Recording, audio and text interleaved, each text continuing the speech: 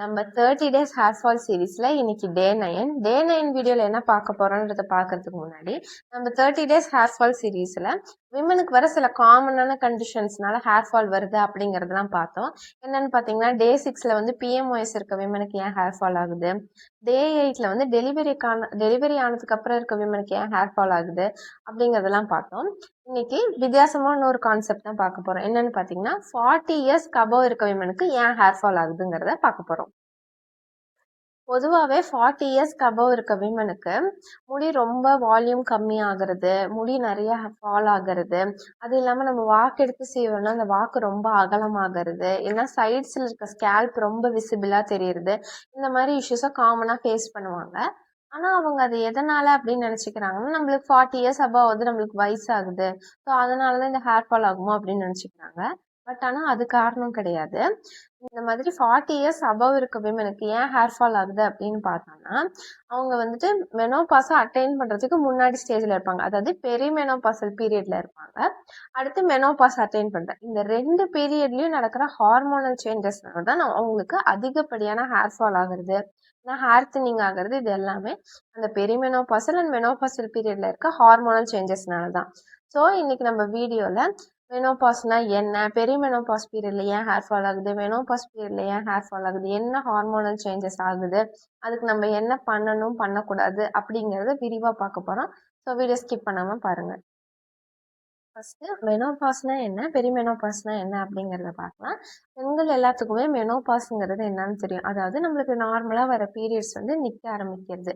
ஒரு ஆவரேஜாக பார்த்தோன்னா 45லேருந்து 50 இயர்ஸ் அப்போ நம்ம ஃபீமேல்ஸ் வந்து மெனோபாஸ் அட்டைன் பண்ணுவாங்க.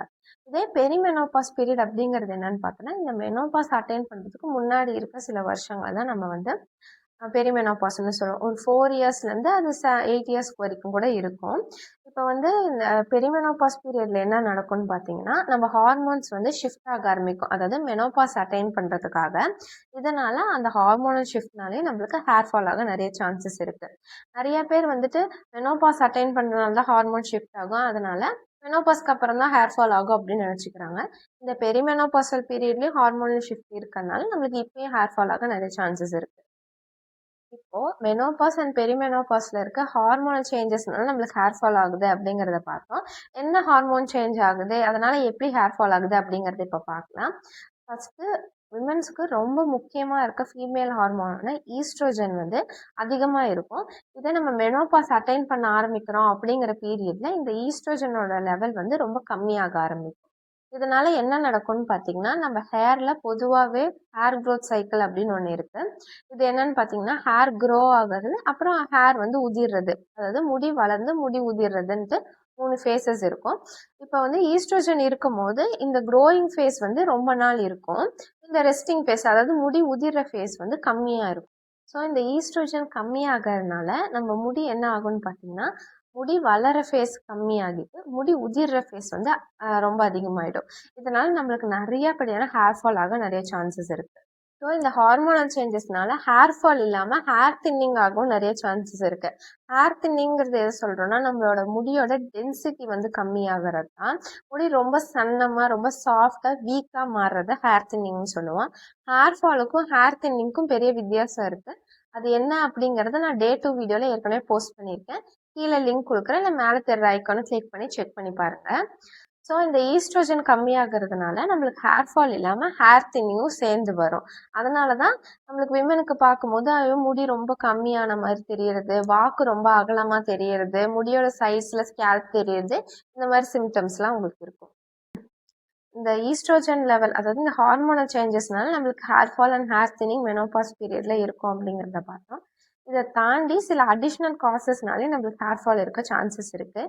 என்னன்னு பார்த்தீங்கன்னா கரெக்டான டைமுக்கு நம்ம தூங்காமல் இருக்கிறது, அதாவது ஒரு நாளைக்கு 7 to 8 ஹார்ஸ் நம்ம தூங்குற மாதிரி பார்த்துக்கணும். இந்த கரெக்டான ஸ்லீப் பேட்டர்ன் இல்லாதனால கூட நம்மளுக்கு நிறைய ஹேர் ஃபால் ஆக சான்சஸ் இருக்குது. ரெண்டாவது காரணம் என்னன்னு பார்த்தீங்கன்னா நியூட்ரிஷன் டெஃபிஷியன்சியாக கூட இருக்கலாம். தேவையான அளவு ப்ரோட்டீன், அயனு, அப்புறம் விட்டமின் சி, விட்டமின் டி இது எல்லாமே கரெக்டாக இருக்க மாதிரி ஒரு பேலன்ஸ்டு மீலாக நம்ம எடுக்கணும். சம்டைம்ஸ் இந்த நியூட்ரிஷன் டெஃபிஷியன்சினால கூட நம்மளுக்கு ஹேர் ஃபால் இருந்துகிட்டே இருக்க சான்சஸ் இருக்குது. சம்டைம்ஸ் 40 இயர்ஸ் அபவ் இருக்க விமனுக்கு தைராய்டுனால கூட ஹேர் ஃபால் ஆகலாம். ஸோ தைராய்டு லெவல்ஸை நம்ம செக் பண்ணி பார்க்கணும். அடுத்த முக்கியமான காரணம் என்னன்னு பார்த்தீங்கன்னா ஸ்ட்ரெஸ்ஸுனாலே நம்மளுக்கு அதிகப்படியான ஹேர் ஃபால் ஆக சான்சஸ் இருக்குது. ஸோ ஸ்ட்ரெஸ்ஸை மேனேஜ் பண்ண யோகா மெடிடேஷன் ஏதாச்சும் ஒன்று பண்ணி ஸ்ட்ரெஸ்ஸை மேனேஜ் பண்ணுறது மூலியம் நம்ம ஹேர் ஃபாலை ப்ரிவெண்ட் பண்ணலாம். இந்த அடிஷ்னல் காசஸ் இல்லாமல் 40+ இயர்ஸ் இருக்க விமன் பண்ணுற சில காமனான மிஸ்டேக்ஸ்னால நம்மளுக்கு நிறைய ஹேர் ஃபால் ஆகுது. அதில் ஃபஸ்ட்டு முக்கியமான காசு என்னன்னு பார்த்தீங்கன்னா, ஈஸ்ட்ரோஜன் லெவல் கம்மி ஆகிறதுனால அவங்களுக்கு அதிகப்படியான வெயிட் கெயின் ஆக சான்சஸ் இருக்குது. ஸோ வெயிட் கெயின் ஆகிட்டோம் அப்படிங்கிறதுனாலயே அந்த வெயிட்டை ரெடியூஸ் பண்ணலாம் அப்படின்னு சொல்லிட்டு மீலை ஸ்கிப் பண்ணுறது, இல்லைனா கரெக்டான ஒரு பேலன்ஸ்டு மீலாக எடுக்காது, இல்லைனா கிராஷ் டயட்டில் இன்வால்வ் ஆகுறது, இந்த மாதிரி பண்ணுறதுனால நம்மளுக்கு நிறைய ஹேர் ஃபால் ஆக சான்சஸ் இருக்குது. ஏன்னா 60% ஆஃப் தி ஹேர் ஃபால் வந்து நியூட்ரிஷன் டெஃபிஷியன்சினால தான் வரும். ஸோ கரெக்டான ஒரு பேலன்ஸ்டு மீல் எடுக்கிறது ரொம்ப அவசியமான விஷயம். ரெண்டாவது காமன் மிஸ்டேக் என்னன்னு பார்த்தீங்கன்னா, முடி அதிகமாக விழுது அப்படின்னு தெரிஞ்ச உடனே எல்லாரும் பண்ணுற ஒரு காமன் மிஸ்டேக் என்னென்னா, ஹேர் ஆயில் சேஞ்ச் பண்ணுறது, ஷாம்பு சேஞ்ச் பண்ணுறது, இல்லைனா புதுசாக ஏதாவது சீரம் யூஸ் பண்ணுறது. இந்த 3 விஷயத்தையும் தான் பண்ணுவாங்க. இந்த மாதிரி அடிக்கடி நம்ம ஹேர் ஆயில் சேஞ்ச் பண்ணுறது, இல்லைனா ஓவராக ஹேர் ஆயில் அப்ளை பண்ணுறது, இதனாலேயே நம்மளுக்கு நிறைய ஹேர் ஃபால் ஆக சான்சஸ் இருக்குது. ஸோ இப்போ 40 இயர்ஸ்க்கு அபவ் இருக்க விமனுக்கு ஹேர் ஃபால் ஆகும் அப்படிங்கிறதெல்லாம் பார்த்துட்டோம். இப்போ அதுக்கு நான் என்ன பண்ணுறது அப்படின்னு நிறைய பேர் கேட்குறாங்க. ஃபஸ்ட்டு விஷயம் என்னன்னு பார்த்தீங்கன்னா, நம்மளுக்கு 40 இயர்ஸ் அபவ் ஆகுதுன்னு தெரிஞ்ச உடனே வந்துட்டு கரெக்டான நியூட்ரிஷியஸ் ஃபுட் எடுக்கணும். 60% ஆஃப் தி ஹேர் ஃபால் அதனால ஆகுது. ஸோ கரெக்டான நியூட்ரிஷியஸ் ஃபுட் எடுத்துக்கிற மாதிரி பார்த்துக்கணும். கரெக்டான ஒரு பேலன்ஸ்டு மீலாக எடுத்துக்கணும். ரெண்டாவது விஷயம் கரெக்டான ஸ்லீப் பேட்டர்ன் மெயின்டைன் பண்ணுறது. மூணாவது விஷயம் ஸ்ட்ரெஸ்ஸை கரெக்டாக மேனேஜ் பண்ணுறது. நாலாவது விஷயம் தான் இம்பார்ட்டண்ட்டான விஷயம். இப்போ நம்மளுக்கு ஹேர் ஃபால் ஆரம்பிக்குது அப்படின்னு தெரிஞ்ச உடனே கரெக்டான ஒரு ஹேர் கேர் ரொட்டீன் ஃபாலோ பண்ணுறது. இல்லை ரொம்ப ஹேர் ஃபால் ஆகுது, ரொம்ப ஹேர் தின்னிங் இருக்குது அப்படின்னா கரெக்டான ட்ரீட்மெண்ட்டை சூஸ் பண்ணணும். இந்த 5 விஷயத்து மூலயமா நம்மளுக்கு ஹேர் ஃபால் வரதை நம்ம ஈஸியாக ப்ரிவெண்ட் பண்ணிக்கலாம். இன்னைக்கு டே 9 வீடியோவில் மெனோபாஸ்னா என்ன, பெரிமெனோபாஸ்னா என்ன, அதனால ஏன் ஹேர் ஃபால் நடக்குது, அதுக்கு என்ன பண்ணணும் என்ன பண்ணக்கூடாது அப்படிங்கிறத பார்த்தோம். இந்த வீடியோ மூலிமா அது உங்களுக்கு புரிஞ்சிருக்கும்னு நான் நினைக்கிறேன்.